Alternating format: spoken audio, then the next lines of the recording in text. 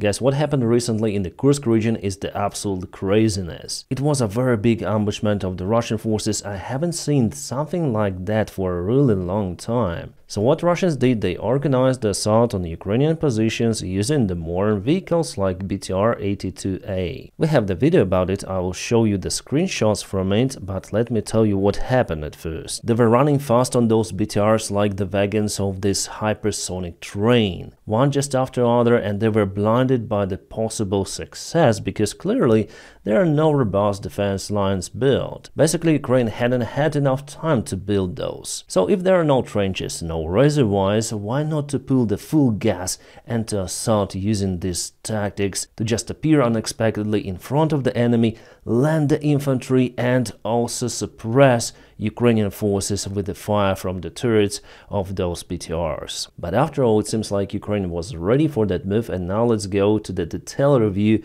of the video images. Hello my friends and welcome, my name is Dennis and this is the latest update from Ukraine. Let's go. Alright, so this is the Russian attack. You can see just a single BTR here, but you'll see more in this video. I'll show you the screenshots because the full video I cannot publish on YouTube.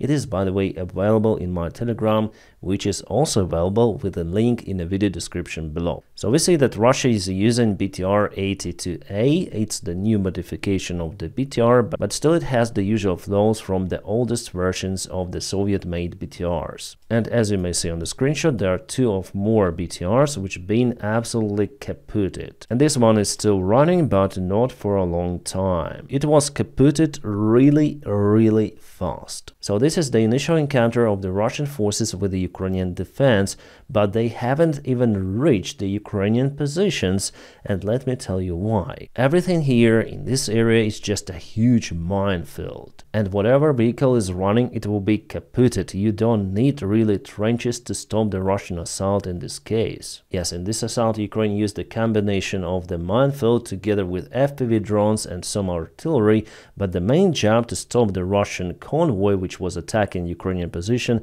was done by the mines. Russians simply went into this trap, and moreover, after losing 3 of the vehicles, understanding that this is the minefield, they continue to move. I start to believe that Russia hired some of the zombies, really zombies, who continue their mission no matter what, no matter on their losses. Because at this stage it is already understandable that the mission will not be successful. But you know what? There is the other vehicle running through the same trace, thinking that it could be more lucky compared to the previous vehicle, which is nonsense. And obviously it was kaputted just near to the other vehicles. But you know what? There are 2 more Russian vehicles coming, the same BTR-82A. I mean, I'm not the military guy, but even for me it is understandable that it's just the suicide mission.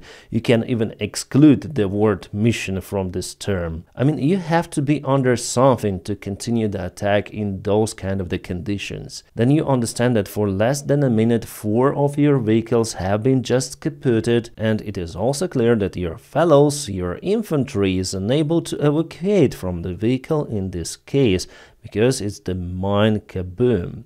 We already spoke about the BTR-82 disadvantages in one of my videos with this small side door for evacuation. Also, the bottom of the vehicle, by the way, is not that robust against the mines if we compare BTR to Striker. Well, anyways, I was shocked to witness that those 2 vehicles continue their attacks, and both of those kaputted. Yeah, I provided my own censorship here to avoid some of the complaints, but from what I may see that the infantry was not just inside, but on top of those vehicles, and it didn't save them. Yeah, obviously some of the infantry as usual survived, but Ukrainian drones chased them. It was the classical ambushment of the Russian forces. It went according to the book, but with tremendous losses for Russia. Well, after this attack, where Russia lost at least 6 of the BTRs, Russians decided to attack Ukrainian positions from the other side, from the flank, but the result of their operation was the same. They went through the village, and here we have the kaboom, 2 of more vehicles kaputted. They decided to attack through the lake, so 1 vehicle, as you see, also was kaputted. The other one continued the journey went to the field again with mines, and all of them kaputted on the way. It was just an annihilation of the Russian army with their useless assault attempts, and as I've told you, they hadn't even reached Ukrainian positions. This operation for the Russia is absolute failure. With those tremendous losses, and for what? What was the reason to start the attack just across the minefields? It's unexplainable. So totally Russia lost at least 15 of the BTRs full of infantry. It is unimaginable. Even the Russian Jet channels are getting crazy about the case. They couldn't find the answer why the Russian forces were sent without any backup, for example from artillery or the Russian aviation. Well, my answer here is more than simple. Russia needs aviation and artillery to fight in Ukrainian front lines. In the Kursk region, they accumulate like 50,000 of the troops to start the massive assault and try to kick Ukrainian army out of their region. But it seems like their strategy didn't work. Now I'm honestly surprised that Ukraine was able to mine the fields, because it was really hard to do. Then the front lines are fluctuating. I wish Ukraine had the same mining on the Ukrainian territory where Russia now assaults. But here, just bravo for Ukrainian defenders. They did a fantastic job. Also, I think they used the remote mining. Ukraine has those kind of the shells delivered from the United States of America, and also Ukraine may use drones for mining. Like, just to remind you, then Ukraine started the assault in the Kursk region. Ukraine remotely mined this road, so Russia wasn't able to send the reinforcements to Sudzha. So that attack we were speaking about happened yesterday, but today Russia decided to send even more forces. Yeah, through the same direction. And the result is kind of similar. Russia sent even some tanks in this convoy, but still they keep a very close distance, and it's a good target for Ukrainian FPVs. Judging on the videos, I may say that Russia even uses the old BTRs like BTR-70. So today it's been reported that Russia lost 20 more of the armored vehicles. 35 in total for the couple of the days in just a single spot of the Kursk direction. And you know, guys, it brings us to the highest daily losses in the Russian army since the start of the full-scale war. So after Russians failed with their vehicle attacks, they decided to cross the local river with the infantry forces and with the help of the simple rubber boats, but they were spotted by Ukrainian surveillance drones and were kaputted as well.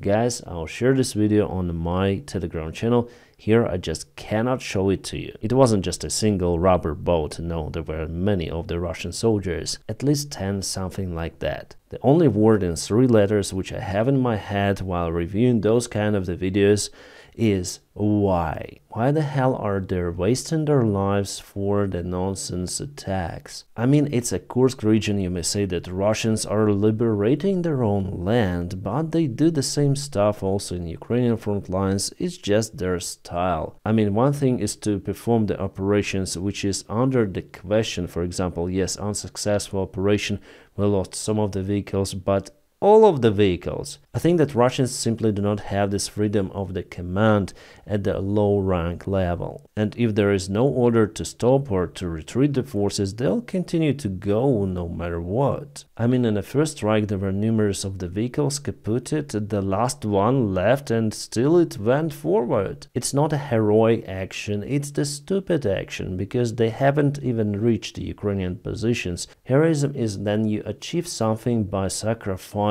something as well, like your health or your life at the front line. But here is just a useless loss. And we have just a fresh video from the 33rd Ukrainian Mechanized Brigade, and they show how they ambushed the Russian vehicles, many of them using Leopard 2 tanks. Well, actually it was the combination of the tanks and drones. Plus, I think artillery, so this Russian convoy went under the hellfire. They were just annihilated, and this is the drone camera infrared, and where it happened. So far, guys, I'm out of clue. Maybe the same Kursk Oblast we'll see tomorrow, but Russia has absolutely tremendous losses. It's like they have the order to assault with everything they have. It's like they go all in without looking back on what to do next, because Russia cannot afford those losses to happen. I mean, for a long time it is just not possible. Even Julian Repke, the analytic of the build source, which is kind of the questionable sometimes, commented that definitely Russia lost at least 28 of the armored vehicles, while I may say 100% it's more than 30, and he said about 200 soldiers KA and wounded. Russia used mostly modern BTR-82A. Yes, I saw it also on the videos. He geolocates two of the directions, saying that what a disaster for Vladimir Putin and his generals. Indeed, it's the rare case, then I agree with Herr Robke. As for the daily losses for the Russian army, according to Ukrainian statistics, those surpass 1,700 troops. Yeah, you may not trust these statistics, but it's more or less okay with independent numbers. I mean, the sources are telling us that Russia lost at least 600,000 troops, KA and wounded. So this is the record number since the start of this full-scale war. Alright, and here we have the latest confirmation from the military map that definitely Ukraine was capable to repel the Russian attack.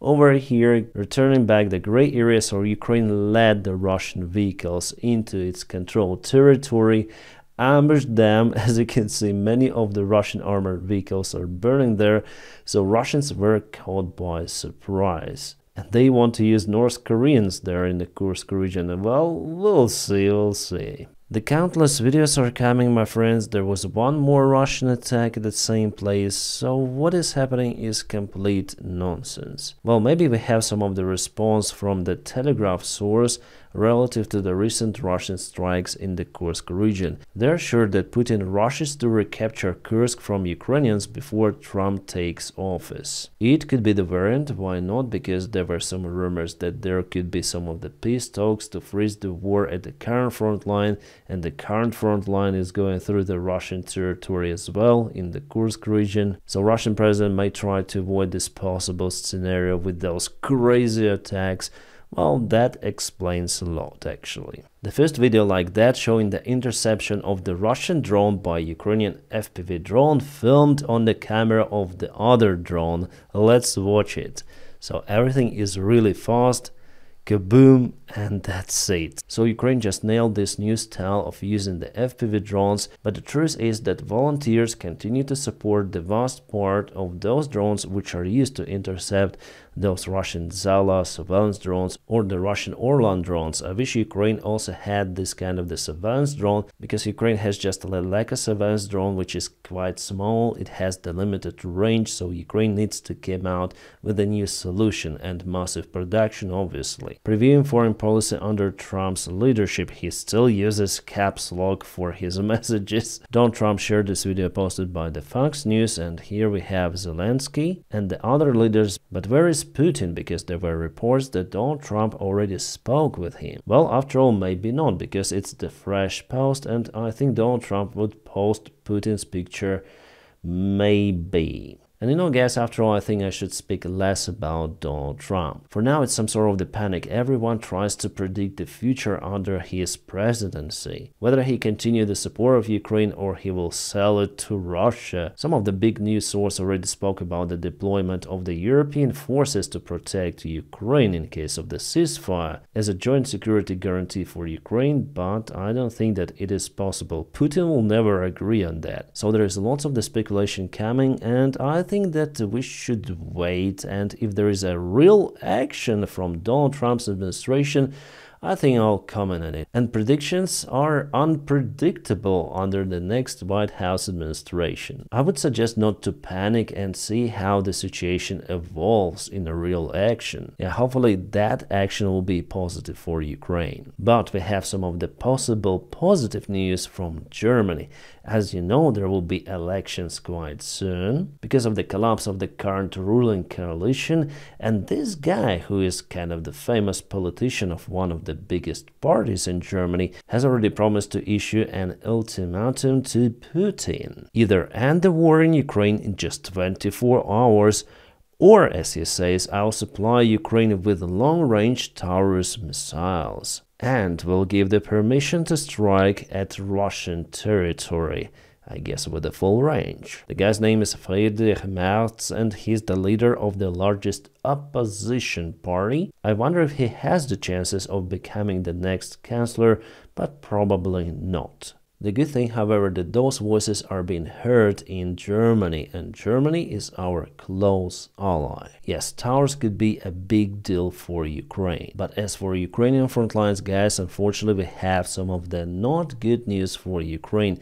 It seems like Ukraine will be forced to leave Kurahovo very soon. We also have the information that this dam was blown up, probably by Russians or maybe by Ukrainians. I think that for Ukraine it's more profitable because Russia will not be able to assault from the northern side, so the only vector for their attack will be directly towards Kurahovo. And because Russia is attacking from this side a lot and also from the south, Ukraine has no choice but rather than to leave this all entire territory. So let's zoom out and check the update. It was yesterday, today, quite fast Russian movement here, over here, and also in this area. So Russians are capable actually to assault from many of the directions after they broke through Ukrainian defense. As I've told you many times, probably the main Ukrainian defense was over here, right at the border of the self-proclaimed Republic DPR. There Ukraine constructed significant defense lines under the previous government and previous president of Ukraine. Ukraine did it for many years, and if you look at this military map, this front line was the most difficult for Russia, and they had the most losses in this area. In Bakhmut, Avdiivka, it was the hell for them, because those settlements were located right at the defense lines. But unfortunately, somehow the current Ukrainian management, let's say, wasn't able to prepare the defense of Pokrovsk after Ukraine lost Avdiivka. It should have been done and prepared well before. Yeah, again, I'm criticizing because I'm the Ukrainian citizen. I have the right to do so. Russians also moved in turrets for the last 24 hours in two of the directions. And also we have the news of significant fight near Hulaypole. There was the information that Russia would try to break through Ukrainian defense also on the south. We'll see in the coming days how the situation might evolve. Ukraine obviously should be ready for any sort of the scenarios, but again, Ukraine is now quite limited in its capabilities. Russia reported about the Ukrainian strike on the residential building in Belgorod, and definitely the part of the building was ruined. But after we analyze the video with more details, you'll find, yes, the Shahid drone. Ukraine simply doesn't have those. That is why it wasn't the Ukrainian drone strike on this building, it was the Russian Shahid drone, which Russia launched on purpose to hit their own building, residential one. There is no other way that this drone would just dive into this construction other than being programmed to do so. It wasn't shut down by the Russian defense. No, the drone is okay, it's just plunging to the ground and to this construction. Why did Russians do it? Well, maybe just to accuse Ukraine. The representative of the Russian KGB elite and Grey Cardinal of the Russian politics, Nikolai Patrushev, said that Western countries like UK and the United States of America are preparing to cut the internet cables underwater. There were some of the reports that Russia might do it, but Russia blames the West for the act which hasn't yet happened. Could be a pre-accusation of the false flag operation. Don't you think so? Alright, EU has supplied Ukraine with nearly 1 million artillery shells, Borrell says. Well, honestly, Europe promised this number to be reached 1 year ago. There is nothing actually to be proud of. Without the Czech initiative, this number could be 2 times lower, I guess. On the other hand, Russia obtains millions of the artillery shells from its close ally, North Korea. Something between 5 and 8 million artillery shells were sent to Russia from that country. Yeah, the North Korean artillery shells are not that good quality compared to European-made, but still, those are the shells, and Russia uses those massively. So Europe still to go, and especially if you want to protect yourself against the possible future aggression of Russia. You might remember this guy. He was the Russian pilot who stole the Russian helicopter Mi-8 and flown it to Ukrainian Poltava military airfield. After that, he got Ukrainian citizenship, it seems like. Then he went to Spain, and there he was zeroed by someone. So investigation is ongoing, and Russia is definitely involved in this case, and actually a relative of this guy involved, who previously served in the Russian militia, so the Russian police. Now investigation aims towards the trace of the relative. Yeah, Russia definitely has the long hands, and by zeroing this guy, they show that it's better not to take the airplanes or helicopters from the Russian Air Force and to fly them to Ukraine. Stalker 2 game is coming out soon. The first game, the iconic one, I played myself several of the times. Also, I know the developer of the game Grigorovich, and the studio which produced the game GSC Game World is supporting Ukrainian army. They provide constant donations to Ukrainian armed forces. That is why this game will be banned in Russia. Moreover, if you're a Russian citizen in Russia and you download this game, you'll be accused. Yes, the Russian State Duma, so their parliament, say that if you download the game, you support the enemy of the Russian Federation, and you can potentially face many years in prison. For this reason, 100% I'll download this game, I'll pay for it, and probably I'll play it on my live stream on Twitch. I was kind of young when I played the first game, so Stalker 2 is definitely encouraging for me. I'll share the link for my Twitch account here in the description and also on my Telegram. Now I'll stream this game as soon as it is released on Steam platform. It's good that Ukraine is capable to come out with this high quality product. Well, not just Ukraine, there were many of the specialists involved from many of the countries, but the fact is fact, this product originates from Ukraine, moreover it supports Ukrainian defenders. By the way, it's not a paid advertisement, it's just my opinion. So my friends, I'm gonna keep you updated on situation in Ukraine. For now, please don't forget to press your huge like to this video. By doing so, it helped me a lot, and as usual, I wish you all a peaceful sky wherever you are, and have a great time.